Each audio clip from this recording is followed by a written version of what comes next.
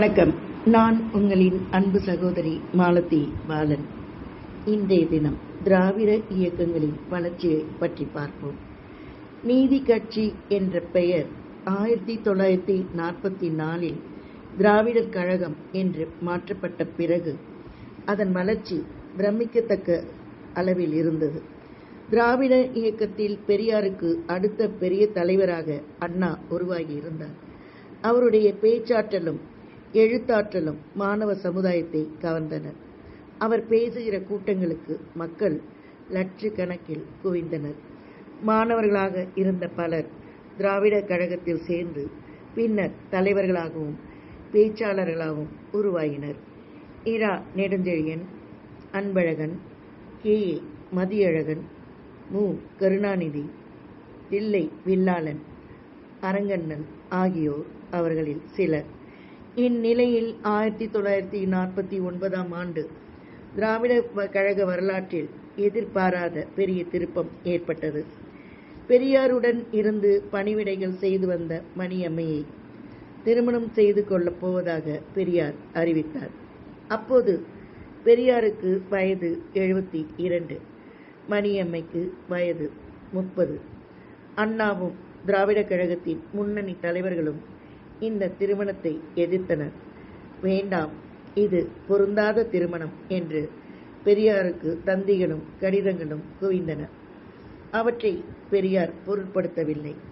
9/7/1949 திராவிட கழக பிரமுக சி.பி. நாயகத்தின் இல்லத்தில் திருமண பதிவாளர் முன்னிலையில் பெரியார் மணியம்மையை திருமணம் செய்ய திட்டமிட்டபடி நடந்தேறியது.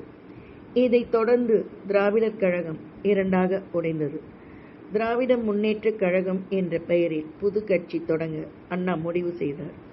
திமு கழகத்தின் தொடக்க விழா 17/9/1949 அன்று சென்னை ராபின்சன் பூங்காவில் நடந்தது.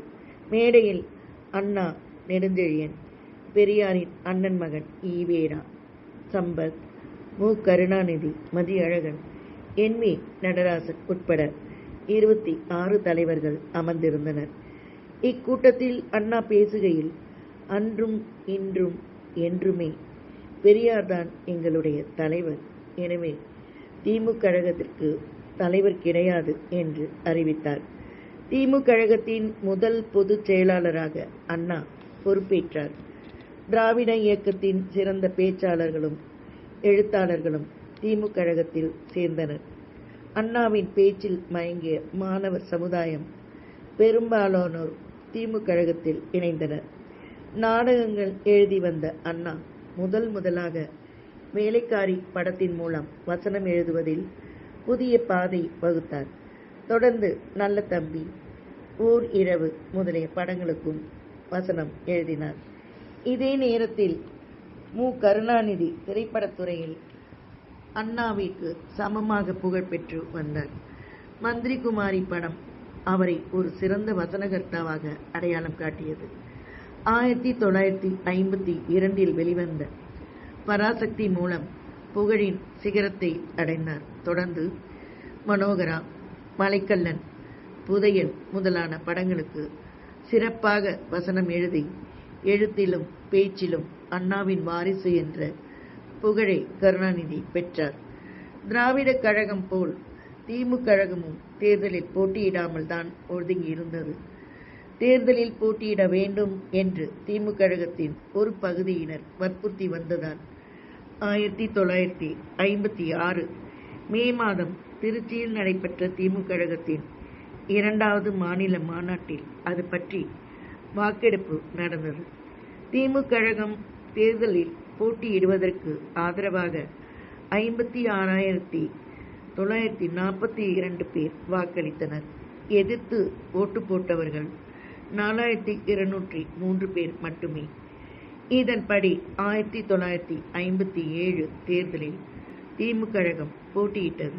ஆனால் தமிழக சட்டசபைக்கு 15 இடங்களிலும் பாராளுமன்றத்திற்கு 2 இடங்களிலும் மட்டுமே வெற்றி பெற முடிந்தது.